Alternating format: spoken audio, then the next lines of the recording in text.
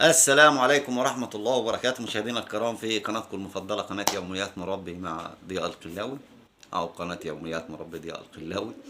زي ما وعدت حضراتكم إن شاء الله بإذن الله تعالى إن إحنا هنوفيكم بكل المعلومات بكل ما يخص تربية الدواجن.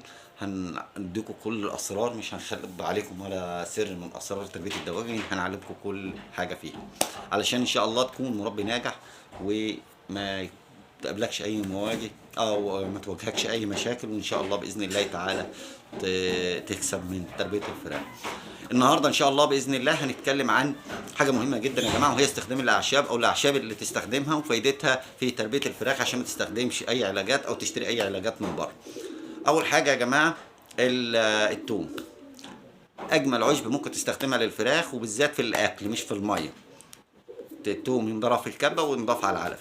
حتى في المزارع يا جماعه بنجيب الموتور بنعمله على مفرمه بتتفرم، عشان بنفرم كميات كبيره شويه بال50 كيلو وال20 كيلو وال30 كيلو على حسب العمر، وبنضيفه على العلف. بيكون معاه بصل، يبقى توم وبصل على العلف من عمر اسبوع، بيتفرم في الكبه عشان يبقى صغير عشان الكتاكيت تاكله. التوم اولا فاتح شهيه، قاتل للميكروبات، قاتل للبكتيريا الضاره، قاتل للطفيلات او طارد للطفيلات، كمان مضاد حيوي طبيعي 100%. ان شاء الله باذن الله معاه مش هتواجه اي مشاكل. فاتح شهيه. البصل نفس الوضع، فاتح شهيه، قاتل للميكروبات، مضاد حيوي قوي ضد الميكوبلازما بالذات، التهابات الشعب الهوائيه. فالعشبتين دول على العلف بنضيفهم على العلف احلى امتياز. ممكن بقى في ناس احنا وانا من الناس اللي قلت من الاول خالص، الناس اللي متابعانا من زمان، وقلت لهم على الثوم على البصل وعلى الكركم والفلفل الاسود والحاجات دي. ماشي. الحاجات دي جميله جدا، ممكن تستخدمها من اول يوم. يبقى معاك الفلفل الاسود، الكركم، ممكن الحلبه وممكن لا، انا ما بفضلش الحلبه يعني عشان لها ريحه كده في العنبر فانا ما بحبهاش. الفلفل الاسود، الكركم بنضيفهم على العلف، ونضيف معاهم الثوم والبصل.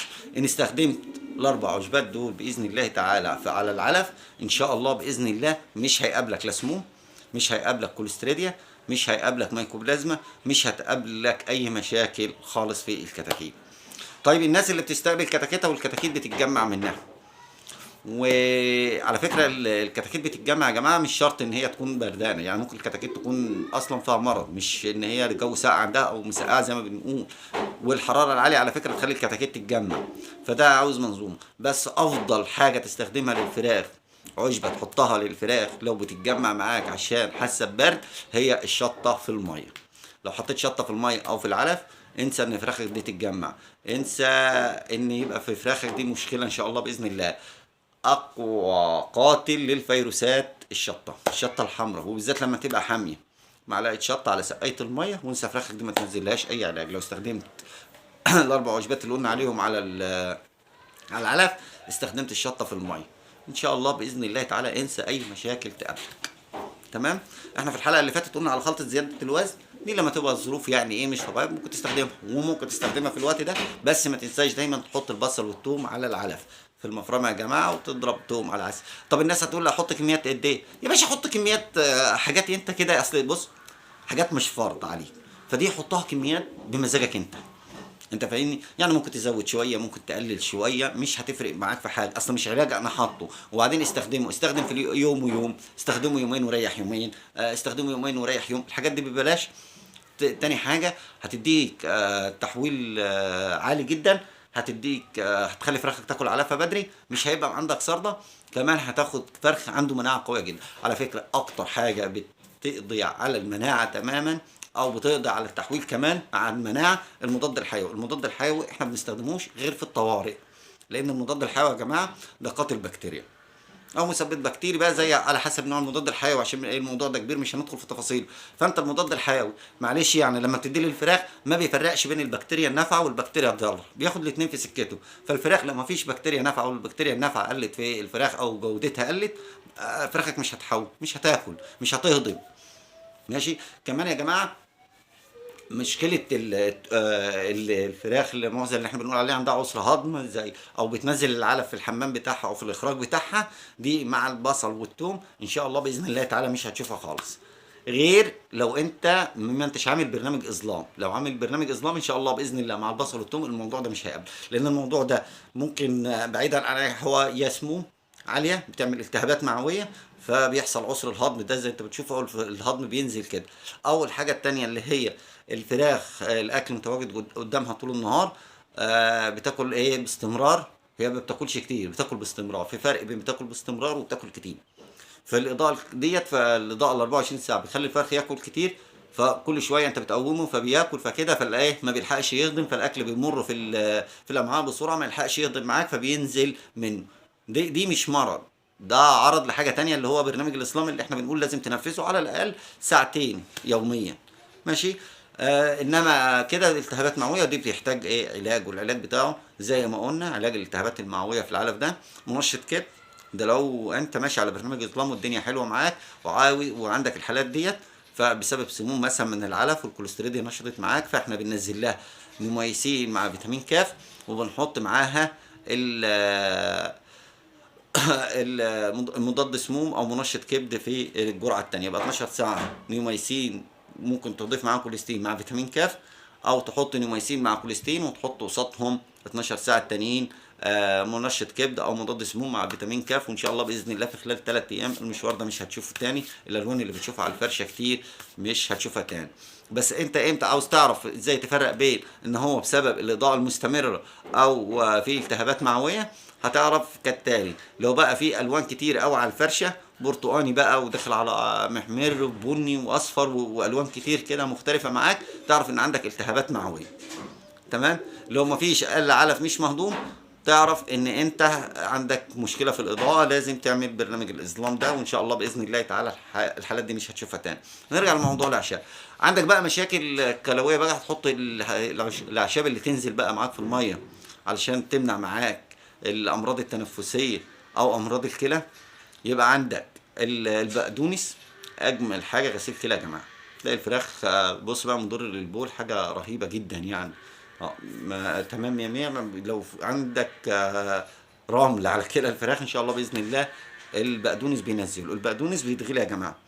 بتقدر برضو لفراخك مثلا هيشربوا 6 لتر 7 لتر، يبقى معلقه شاي تغليها وتنزلها لفراخك في الميه. العنابر احنا بنحطه بالظبط من الاعشاب ربع جرام لكل لتر ميه. يعني انت هتسقي في السقوه دي 1000 لتر ميه في ال 12 ساعه، يبقى انت عايز 250 جرام بقدونس هتغلوهم في الميه وتحطهم فيه. هيشربوا 100 لتر يبقى عاوز 25 جرام ميه بقدونس هيتغلوا في ميه ويتحطوا على ال 100 لتر ميه، هتكفيهم ان شاء الله باذن الله تعالى. ما تقوليش انا اغليهم واخد من الميه كام سنتي، انت غليهم ان شاء الله تغليهم في 2 سم ميه، ان شاء الله تغليهم في 1000 سم ميه، هم هينضافوا على الميه وتقلب ميتك في بعضها. ولو هتسقي في يدوي هتاخد منها يدوي في السقايات من تحطه في الخلاصه بتاعت المغلي ده، هتحطه في الميه كلها ال 100 لتر ميه او ال 50 لتر او ال 10 لتر او ال 20 لتر على حسب استخدامك، هتحطه فيهم وتبدا توزع ميتك على الفراخ. تمام. يبقى قلنا ربع جرام لكل لتر ميه من العشبه هتغليه، والميه بتاعتهم تحطها فين على الميه اللي هتشربها الفراخ بتاعتك. النعناع يا جماعه، النعناع والجنزبيل والليمون. لو غليت، لو عندك برد او ما انتش عاوز او عاوز تحصن او يبقى عندك وقايه من البرد، الجنزبيل بالليمون مغلي. ماشي. تغلي جنزبيل زي ما قلنا او زنجبيل عشان تبقى النطق صح، زنجبيل او جنزبيل زي احنا ما بنقول، في الميه برضو نفس الكميه من ربع للنص على حسب لو انت عندك برد هيبقى نص، عاوز تنزله وقائي يبقى ربع. ومعاه ليمون. الليمون ده بقى حاجه تقديريه، تحط ليمونه لو عدد صغير، ليمونتين لحد نص كيلو ليمون. النص كيلو ليمون على فكره يكفي 3000 كتكوت، بننزلهم في الجرعه ل 3000 كتكوت مغلي الليمون، او ممكن تعصره عليه بعد ما يتغلي بقى اللي يريحك. تمام. ده البرنامج الاعشاب اللي بحقه حقيقي تمشي عليه. سيبك بقى من اي برامج تانية والهلك اللي الناس بتقوله ده، ولا ليه اي لازمه، تكلفه على الفاضي، حبه بركه ما حبتش بركه. اولا حبه البركه الفراخ مش هتاكلها سليم، ولو حبه البركه دي انصحنت ملهاش اي قيمه ولا اي لازمه، لازم تتاكل سليم. تمام. ممكن انت لو عندك شويه سلطه وفراخ تعبانه ممكن تجيب حبه البركه دي وتحطها لها بقها، وان شاء الله باذن الله ربنا يشفيهم معاك. يبقى كده يا جماعه ان شاء الله باذن الله تعالى دي الاعشاب المستخدمه في علاج الفراخ بتفاصيلها بقصتها بحكايتها عشان ما اطولش عليكم. يبقى دول لو استخدمتهم ان شاء الله باذن الله من بدايه الدوره لنهايتها ان شاء الله باذن الله تاكل فراخ جميله. كمان ما يبقاش عندك مشاكل لا فيروسيه ولا عرضيه ولا عندك ميكروبات ولا سموم ولا اي حاجه، ولا هتحتاج تروح للبيطري خالص باذن الله تعالى، غير لو لا قدر الله في طارئ حصل بقى حاجه ايه مفاجاه يعني لظروف ما ايا كانت هي. بكده ان شاء الله باذن الله نكون قدمنا لكم حلقه مفيده، تكونوا استفدتوا معانا يا رب بحاجه جديده، ونقول لحضراتكم السلام عليكم ورحمه الله وبركاته.